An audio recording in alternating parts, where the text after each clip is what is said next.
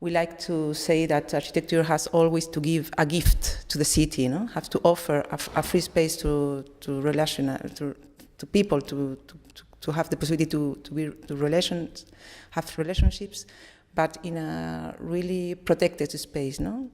We think always that the architects has the obligation to make a city more human, and we like to think that architecture has to be kind.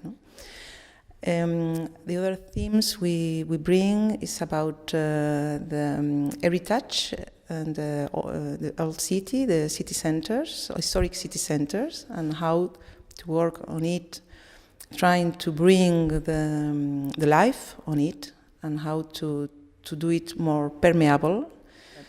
Yeah. It's this lecture for us is a kind of a resume. We developed a lot in the latest years about relation between architecture and technology. Then, in the latest years, we followed a lot the development of a structure or designing facade or new materials and that. And at the beginning, it was different, but anyway. It could be with there's for to be more or less in relation with the, I don't know, with the demand of society, on demand of the something we construct.